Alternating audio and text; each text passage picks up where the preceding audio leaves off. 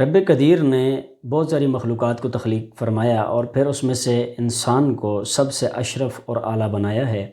اور پھر اس انسان کے اوپر کچھ چیزوں کو لازم کیا ہے اور کچھ چیزوں سے منع بھی کیا گیا ہے۔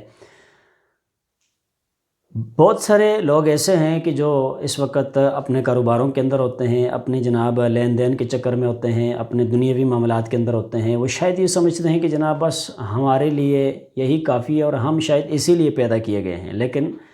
جو تجارت کرنے والا ہے اس کو اس بات پہ غور کرنا چاہیے کہ اسے صرف تجارت کے لیے ہی پیدا نہیں کیا گیا ہے۔ اسی طرح جناب اور کسی بھی پیشے سے ریلیٹڈ بندہ ہے تو اسے بھی یہ سوچ لینا چاہیے کہ جناب ہمیں اس لیے پیدا نہیں کیا گیا ہے، یہ تو عارضی چیزیں ہیں، یہ تو جناب جب تک سانس ہماری چل رہی ہے تب تک ہمارے ساتھ ہیں، لیکن جب سانس بند ہو جائے گی اس کے بعد ان کا کوئی تعلق اور واسطہ ہمارے ساتھ نہیں ہوگا۔ تو اس حوالے سے ہم نے یہ سوچنا ہے اور یہ چیز جو ہے اس کو سمجھنے کی کوشش کرنی ہے کہ اللہ پاک نے ہمیں تخلیق کیوں فرمایا۔ تو اس حوالے سے قرآن پاک خود اعلان فرماتا ہے وَمَا خَلَقْتُ الْجِنَّ وَالْإِنسَ إِلَّا لِيَعْبُدُونِ، فرمایا کہ ہم نے جنوں اور انسانوں کو فقط اپنی عبادت کے لیے پیدا کیا ہے۔ تو جب بندہ یہ سمجھ لیتا ہے کہ ہمیں اللہ پاک نے اپنی عبادت کے لیے پیدا کیا ہے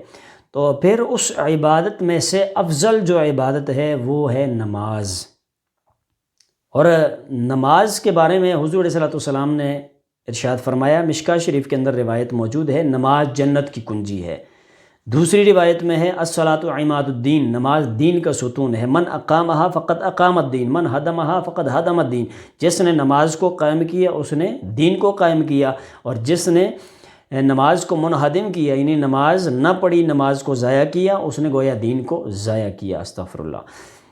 تو اس سے ہمیں یہ پتہ چلا کہ نماز جو ہے یہ قائم کرنی کتنی اہم ہے، کتنی ضروری ہے اور کتنی لازم ہے۔ ایک دوسری روایت میرے آقا کریم علیہ الصلوۃ والسلام نے ارشاد فرمایا قرۃ عینی فی الصلاۃ، نماز میری آنکھوں کی ٹھنڈک ہے۔ تو اب خود ہی سوچنا چاہیے کہ کون کون احباب نماز پڑھ کے جنت کی کنجی یعنی جنت کی تیاری اپنے لیے کر رہے ہیں، اور کتنے احباب ایسے ہیں کہ جو نماز پڑھ کے نبی علیہ الصلوۃ والسلام کی آنکھوں کو ٹھنڈک پہنچا رہے ہیں، اور کتنے احباب ایسے ہیں کہ جو نماز پڑھ کے اللہ کی رحمت کے مستحق ہو رہے ہیں۔ اور جو بندہ نماز پڑھتا ہے نا، یہ کوئی معمولی کام نہیں ہے۔ اللہ تبارک و تعالیٰ نے قرآن پاک کے اندر سورہ مومنون میں ارشاد فرمایا والذین هم علی صلاتہم یحافظون، یہ جو لوگ نمازوں کی محافظت کرتے ہیں، نمازوں کا خیال کرتے ہیں، فجر، ظہر، عصر، مغرب، عشاء ساری نمازیں پڑھتے ہیں، فرمایا کہ اولئک هم الوارثون الذین یرثون الفردوس هم فیہا خالدون، فرمایا یہی لوگ ہیں جو جنت الفردوس کے وارث ہوں گے، اور یہ جنت الفردوس میں چلے جائیں گے بالآخر، اور ہم فیہا خالدون، اس میں ہمیشہ ہمیشہ کے لیے رہیں گے جنت الفردوس کے اندر۔ تو یہ ہے نمازیوں کا انعام جو اللہ پاک کی طرف سے ہے، لیکن افسوس اس بات سے ہوتا ہے کہ ہم آج دنیا کے پیچھے تو بھاگ رہے ہیں، لیکن ہمیں اس بات کی فکر ہی نہیں ہے کہ ہم جناب اپنی آخرت کے لیے کیا جمع کر رہے ہیں۔ کیا ہم جناب دوزخ کی طرف تو چھلانگیں نہیں لگا رہے ہیں کہیں؟ کیا ہم آگ کی طرف چھلانگیں تو نہیں لگا رہے ہیں آئے روز؟ یا ہم جناب جنت کی طرف جانے کے کچھ اسباب جو ہیں وہ بھی ڈھونڈ رہے ہیں یا ان پہ عمل کر رہے ہیں؟ کبھی سوچا ہے اس بات کو؟ سوچنا چاہیے۔ نماز کے بڑے فائدے ہیں، ان فائدوں میں سے ایک فائدہ یہ بھی ہے کہ جب بندہ نماز پڑھتا ہے تو ان الصلاۃ تنہی عن الفحشاء والمنکر، نماز جو ہے یہ بے حیائی سے اور بری باتوں سے بندے کو روک دیتی ہے۔ یہ بھی بہت بڑا فائدہ ہے، بندہ بے حیائی سے بچ گیا، بندہ بری باتوں سے بچ گیا، یہ نماز کا فائدہ۔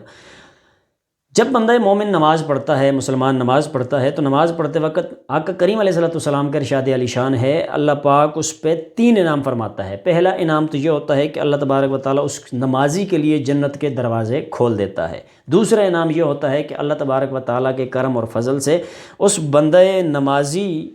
اور اللہ کے درمیان جو پردے ہوتے ہیں اللہ پاک ان پردوں کو ہٹا دیتا ہے۔ تیسرا انعام یہ ہوتا ہے کہ اللہ تبارک و تعالیٰ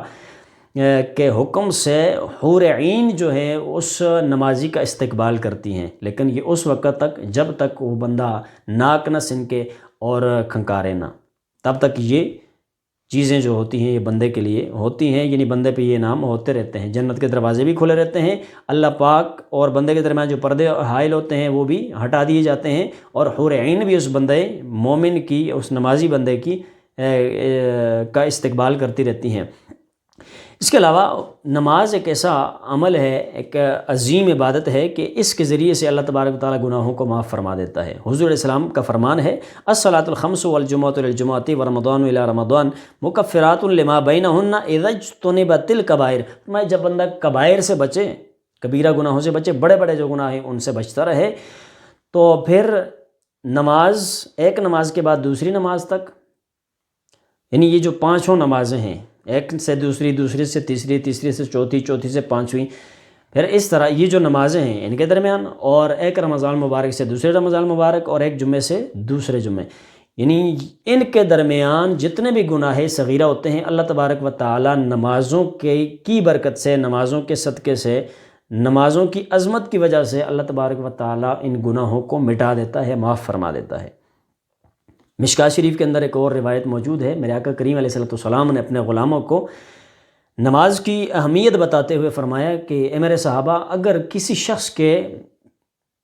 دروازے پہ ایک نہر ہو جس کے اندر وہ دن میں 5 مرتبہ غسل کریں، نہائیں، تو بتائیں کیا اس بندے کے جسم پہ میل باقی بچے گی، باقی رہے گی؟ تو صحابہ کرام نے عرض کی یا رسول اللہ لا یبقى من درنہ شیء،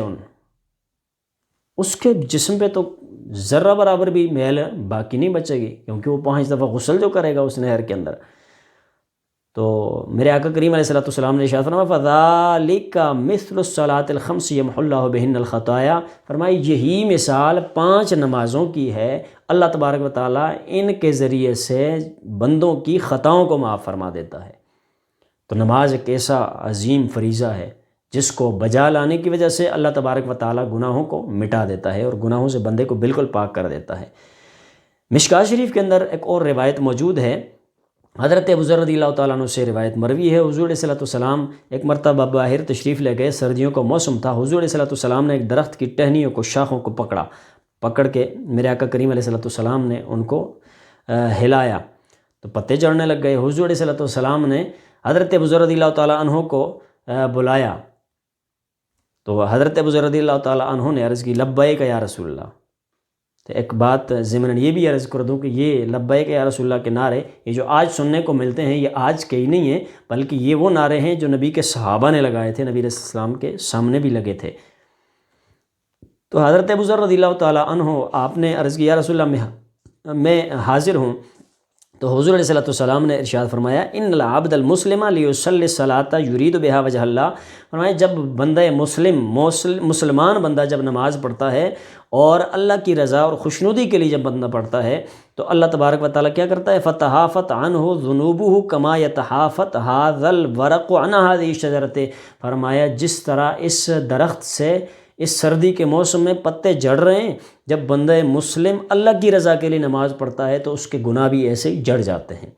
تو یہ نماز کی فضیلت ہے، نماز کی وجہ سے بندوں کے گناہ جڑ جاتے ہیں، نماز کی وجہ سے بندوں کے گناہ جناب بالکل ختم کر دیے جاتے ہیں۔ گناہ صغیرہ کی بات ہو رہی ہے، گناہ صغیرہ سارے مٹا دیے جاتے ہیں۔ جہاں تک گناہ کبیرہ کی بات ہے تو جب تک توبہ نہیں کی جائے گی تب تک گناہ کبیرہ معاف، بڑے بڑے جو گناہ ہیں وہ معاف نہیں ہوں گے۔ نماز کی یہ عظمت ہے کہ بندہ مومن جب نماز پڑھتا ہے تو اسے جنت جانے کا ایک سبب یعنی کنجی نصیب ہو جاتی ہے۔ گویا جو بندہ نماز پڑھتا ہے تو حضور علیہ السلام کی خوشنودی نصیب ہو جاتی ہے، یعنی حضور علیہ السلام کی آنکھوں کو ٹھنڈک پہنچاتا ہے وہ بندہ۔ جو بندہ نماز پڑھتا ہے تو وہ جنت الفردوس کا حقدار بن جاتا ہے۔ جو بندہ نماز پڑھتا ہے تو نماز پڑھنے سے رب کائنات اس پہ اپنی رحمتوں، اپنی برکتوں، اپنے فضل، اپنے کرم کا نزول فرماتا ہے۔ لیکن ہاں اتنی بات ذہن میں ہونی چاہیے